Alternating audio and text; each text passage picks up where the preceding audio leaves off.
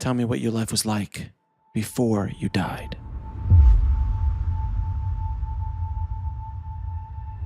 When I was 20 years old, I was 7 months pregnant for my son. I went to a cardiologist's office for electrocardiogram, and I had a cardiac arrest on the table. The gynecologist felt as though that was from the baby cutting off the main artery, but because of my heart history, there was 5 cardiologists in the hospital greeting me because they put me through every x-ray. They thought that I was going to die that night. The priest came out to give me last rites, and they had the whole operating room ready to take the baby. And when I had this, I went over, and at that point, I felt love beyond anything. I even greeted my son's spirit. And I was told that I could go back, but if I went back, I would have to recite the word love, because I touched love beyond anything, and I never forgot it. And if I would repeat the word, just the word love, and do breath work, that I was shown where it would go, and the baby would be born and everything would be fine.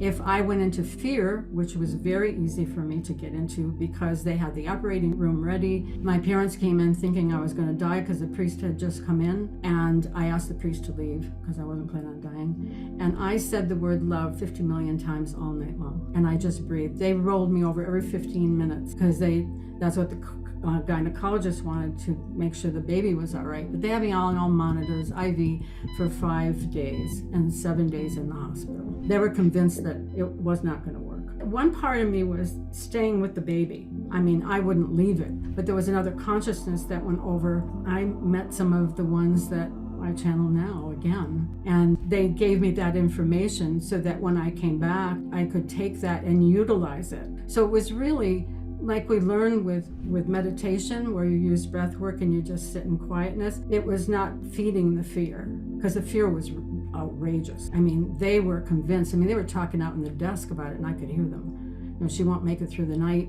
all this kind of stuff. So, but all I learned from that was that the power of the word love, and it never, ever, ever left. And it's still the main part of our book is the human heart and love. It was Jesus that I recognized on the mother aspect, probably in a couple different ways. One was Mother Mary, and just all these other energies, which I didn't recognize them. I knew nothing because I was a Catholic. So after that, was 2 months later, the baby was born. And he was perfectly fine and everything was wonderful.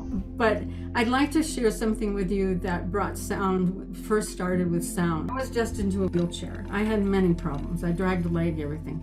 My son had asked me to go down to a potluck, and we brought my daughters. I had 4 children, and my boys were older, my daughters were young. And we got into the car, and he said, "Would you please sing Om Namah Shivaya with me?" I didn't know what Om Namah Shivaya was. I had no idea.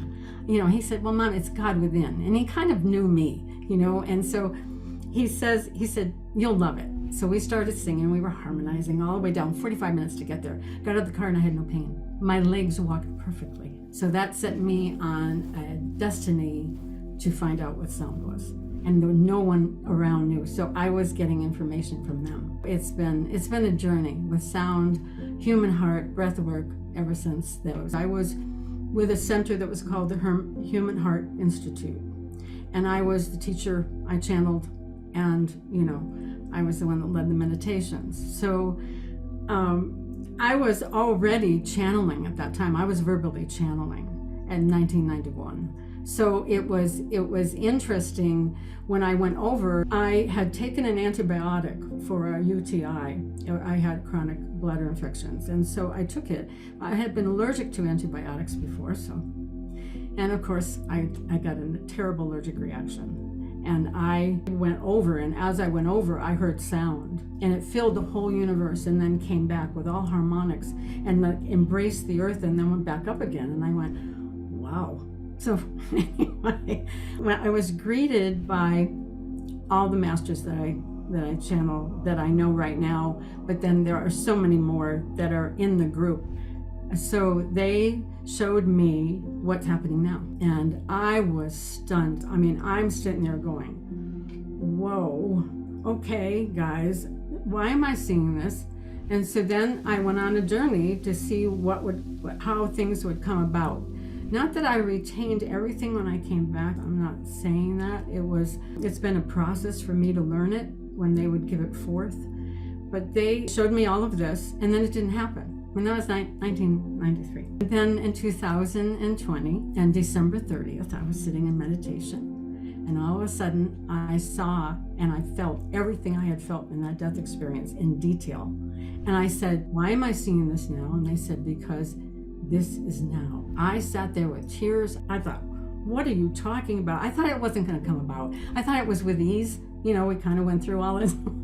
And we already went through it, and they said no. And then from that day forward, we've been putting through advanced meditations and going into more depth and writing more. I would see hospitals. I saw fires. I saw floods. It was just earthquakes, tornadoes, and then arguments. Just, I'm not one that's very heavy into all of what's going on in the world and the news, but I got to see the chaos that was going on, and it frightened the living daylights out of me. I thought, why are you showing me this? And they said, because it's time to get out, and it's time for people to understand that there's hope, that there's actually beauty going to happen, and it depends on what they told me, and I guess they could tell it to you better than I could, but what I got explained to me is that we were going to go through this time, but at the same exact time, there's this whole energy coming off from the earth, just blessing the earth, because we're supposed to be rising in consciousness, and it's a mass thing. And they said, they told me no matter who you are, no matter what past lives you've had, no matter what, everyone is equal, and you are exactly what we are. You just don't know it. I still bow, but to them. But you have to understand that they've lived here. And most of them, all the ones that I'm really putting forth for the book, I think, now I'm not sure if they're mixed with other ones, have all lived on this earth. They all know what it's like. They've all experienced it. They've taught in ashrams. They've taught in different places. They've walked as regular people. They've come in many times to really see the human race in the third dimensional reality. They showed me that we were going back to something that we had forgotten, that the earth at one time was balanced and that it was free of emotion, of negative emotion. So we were regaining, when a baby is born and how they have innocence and their eyes sparkle, and they see everything as beauty.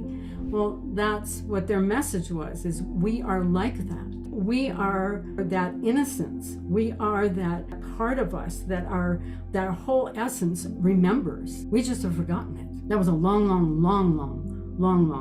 not in history. I don't think we'll ever find it because it was another vibrational frequency. It was higher than it is now. So we've digressed into the third dimensional reality. The third dimensional reality is what your feet are on. It's still living in the third dimensional reality. Your soul and your spirit are gradually moving and fluctuating between this reality and higher realities. And that's when, I don't know if these two had experienced it, and other people have been calling her. I just lost a couple hours. And, so it's that time frame. You didn't really lose it, but you were moving into different vibrational frequencies. And so what Mother always says, and I will say it for her because she didn't get to say it, you have to exercise your heart. It's like when you do breath work. It's not work. It's not sitting there. It is exercising the breath work. And that's what this one does with sound.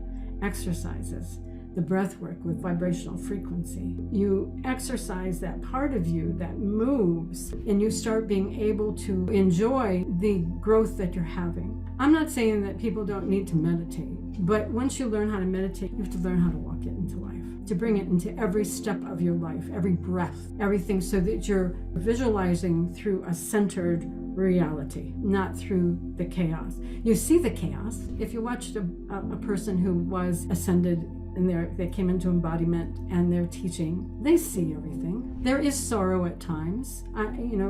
If someone dies, or you know that from the writings of Yogananda. He had grief.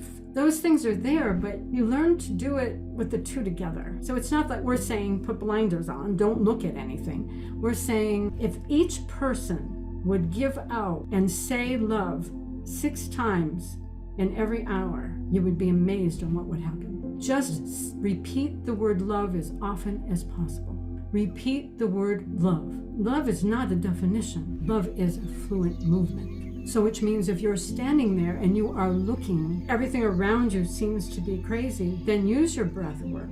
Use a positive affirmation. Use the word love. If everyone would do that, or as many people as possible, this energy would go out, and you are a collective. You're moving into unity more than you think you are. That's why we're able to speak right now. We are moving into a higher frequency of reality. And you just trust, you understand, and you give allowances. Back then, I was a full conscious, full channel. And we had a group, and I would travel different places. I traveled all over to Alaska and worked with people in physical therapy offices with sound, and then I would channel, and it was accepted by different groups of people. I met PMH Atwater at a science symposium, and I had talked to her on the phone because someone said, you have to call her, because I had my third one. I never admitted that I had the other two, and I didn't know. And so I met her, and she put her arms around me, and she said, honey. I said, what? And she said, you've had multiple death experiences and so many experiences. You better sit down and meditate and ask. She's wonderful. I was not booked for a lecture. And my table, I had called them, and they said, yes, Ruth, we have someone that we have a booth for you. You can put your book and you can put your music there. And I said, okay. We arrived, and it was right in front of the big doors. They opened up.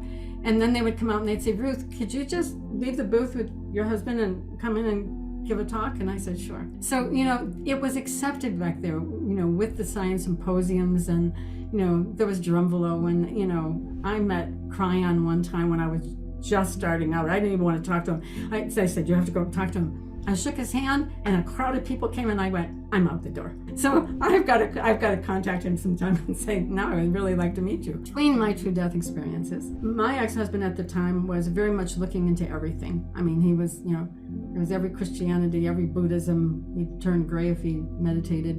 And he left for meditation class, and my son went to Aikido. And so I brought the girls up to put them to bed, and I was sitting in the bed nursing, and all of a sudden, and the only one that could ever describe this is PMH Atwater. I don't understand it. It was like someone took the roof off the house. But I was completely alive, nursing. I knew, they must have planned it, because I knew I was right there, and I didn't leave the room. And this phenomenal energy came and said to me, you will bring the human heart, the sacred heart, into humanity, and have them understand that the heart is much more expansive, and in the future people will get to understand it. So it was how the heart, I'm not a scientist, I have no idea what they were talking about, and they said, you will bring this into the world. And this was before my second death and the third death experience, and I went, who do you think you're talking to? I'm sitting there going, are you crazy? And so I said, can I go to an ashram then? Can I go and learn? No, I've never gone anywhere to study, and so it was remarkable. And my husband came home, and I told him, and he said, oh great, I go and meditate all my life, and you sit there and this great big wonderful. And it was like, all I could say to you is, some of them had come in the room, and I do think one of them was Jesus, and he was sitting on the bed. But this voice came through, and it was like this positively glorious revelational voice. It just in there went, my dear. And it was just beautiful. My whole body was radiating, and I'm just sitting there going, and I've never forgotten it. And then all of a sudden it closed up, and that was it. So it was to bring the Christ energy, the heart energy into the world is really what it was. And that there would be a time where people would understand. It was glorious. There's no perfect foundation of spiritualism. It is for some people, and you can bring it with you. But I guess what people are teaching out right now, I think they're getting into it more, is that you have to learn to be consciously aware. You can take your own spirituality and keep on moving with it, because it's good. Many of us come back and forth. Jesus is on the earth a lot, and nobody is aware of it. In the Himalayan mountains, people would know it. They would see me. They could see that essence. Out in the world, it sometimes, out in the regular world, people wouldn't even notice us.